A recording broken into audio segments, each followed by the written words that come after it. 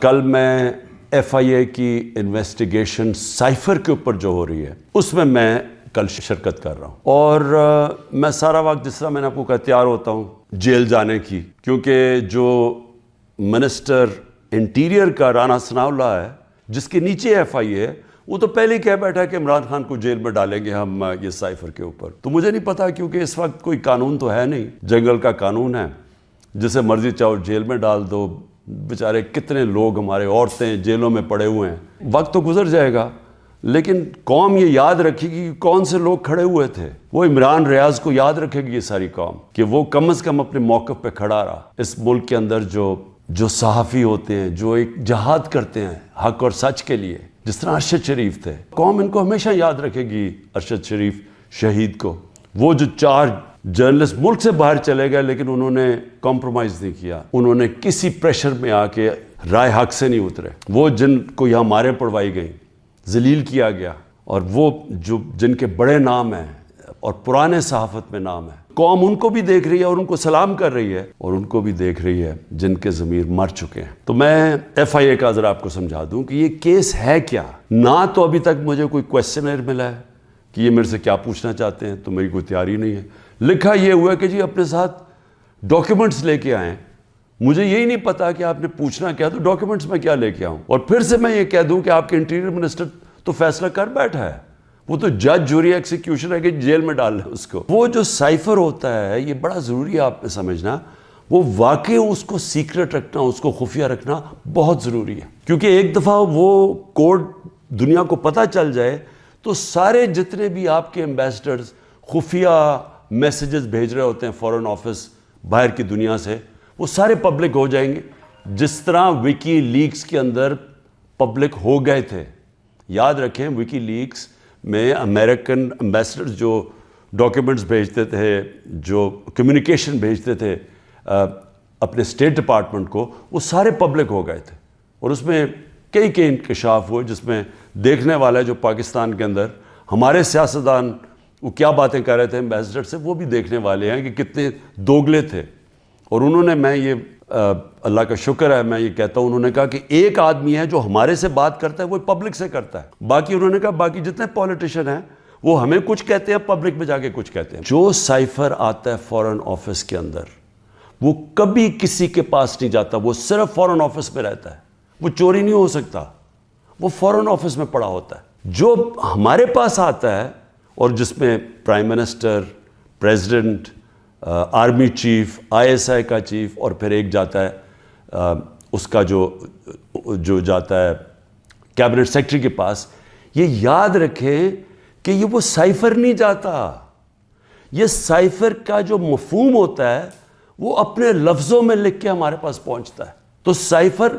Foreign office میں رہتا ہے، وہ کبھی وہ نہ چوری ہوا ہے، نہ وہ اور کوئی دیکھ سکتا ہے، نہ پرائم منسٹر، ہم کوئی نہیں دیکھ سکتے،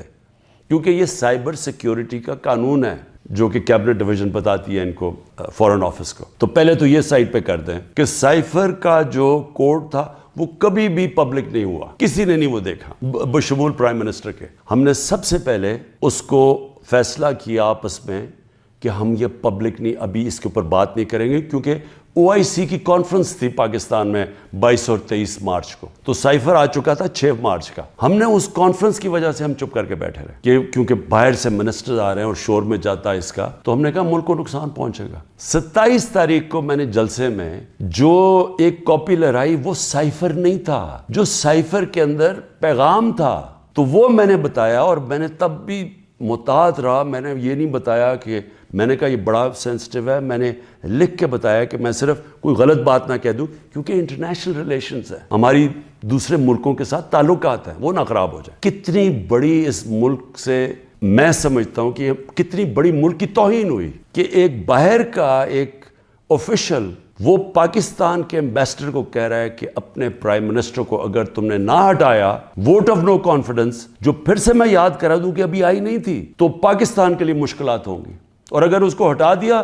تو سب کچھ معاف ہو جائے گا۔ یہ تھا سائفر میں، اور جو ایمبیسڈر تھے، پھر سے میں آپ کو بتا دوں، اسد مجید، انہوں نے لکھا اس میں کہ میرے خیال میں تمہیں اس کے امریکہ کے خلاف ان کو پروٹیسٹ کرنا چاہیے, ڈیمارش کرنا چاہیے کہ یہ کبھی اس طرح کی زبان استعمال نہیں ہوتی, ایسی دھمکی نہیں دی جاتی. میں پہلے کیبنٹ میں رکھتا ہوں, پھر 28 مارچ کو نیشنل سیکیورٹی کاؤنسل میں رکھتا ہوں, اور وہ نیشنل سیکیورٹی کاؤنسل میں سارے سروس چیف ہوتے ہیں. جنرل باجوہ تھے وہاں, ایئر چیف تھے ادھر, نیوی کے چیف تھے, جوائنٹ چیف آف سٹاف تھے, ہمارے ساری کیبنٹ کے سینئر ممبرز تھے,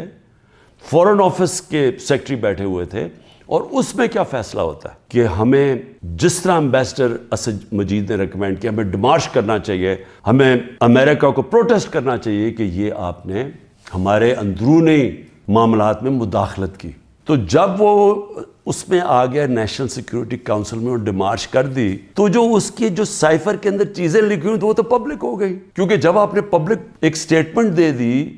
کہ کہہ دیا کہ ہم نے اس کی کیا, تو وہ تو سیکرٹ تو نہ رہا وہ, کیونکہ ڈیمارش نے آپ نے کس پہ, تو یہ چیزیں سامنے آ گئی نیشنل سیکیورٹی کاؤنسل میں اور کیبنٹ میں بھی ڈسکس ہو گئی.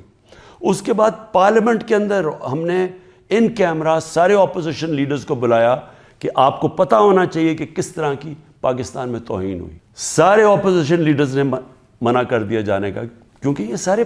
حصہ تھے اس سازش کے. پارلیمنٹ سے جو اسپیکر ہوتے ہیں وہ چیف جسٹس آف پاکستان کو بھیجتے ہیں, اور میں بھی انہیں کہتا ہوں کہ اس کے اوپر انکوائری کریں کہ یہ جو مداخلت ہوئی ہے اس کے اندر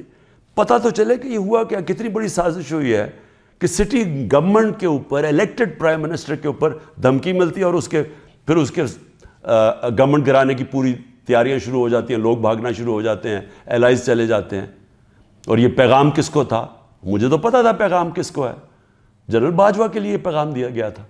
کیونکہ اسی کے پاس پاور تھی نا گورنمنٹ گرانے کی, باقی تو کوئی پرائم منسٹر کو نہیں ہٹا سکتا تھا. تو اس کے بعد جب یہ, اور پھر کیبنٹ کے اندر ہم نے اس کو ڈی کلاسیفائی بھی کر دیا. تو مجھے ابھی تک یہ نہیں سمجھ آ رہی کہ ایف آئی اے چاہتی کیا ہے, کہ جب سائفر تو سیف, جس طرح ثناء اللہ نے کہا وہ فورن آفس میں پڑا ہے,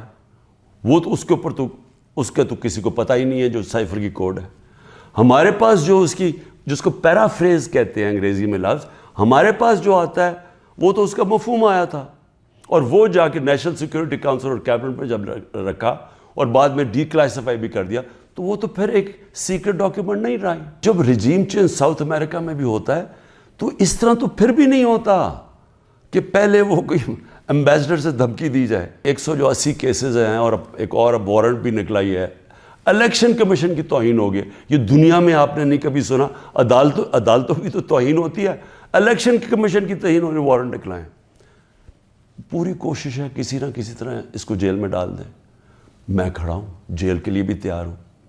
لیکن قوم کو میں یہ بتا دوں کہ میں انشاءاللہ ہر کیس کا ثابت کروں گا اسی ملک میں بیٹھ کے کہ ہر کیس انہوں نے جعلی بنایا ہے, بوگس بنایا ہے, اور ہر کیس جب عدالت میں جائے گا, جب سنا جائے گا, کوئی جج بھی سزا نہیں دے سکتا پورا کیس سن کے, کیونکہ یہ سارے جعلی کیسز ہیں. اور اس کا مقصد اس ملک میں انصاف نہیں لانا, اس ملک میں انصاف کی قبر کھودنی ہے, تاکہ کسی طرح جنگل کا قانون جو طاقتور ہے وہ کسی طرح اس ملک کی جمہوریت بھی ختم کر دے, وہ طاقتور اس ملک کی عوام کی آواز ختم کر دے, وہ اس ملک کی سب سے بڑی پارٹی کو کسی طرح ختم کر دے, اور کسی نہ کسی طرح یہ چوروں کا ٹولہ جو 30 سال سے ملک کو لوٹ رہا ہے, کسی نہ کسی طرح اس کو پھر اوپر بٹھا دے.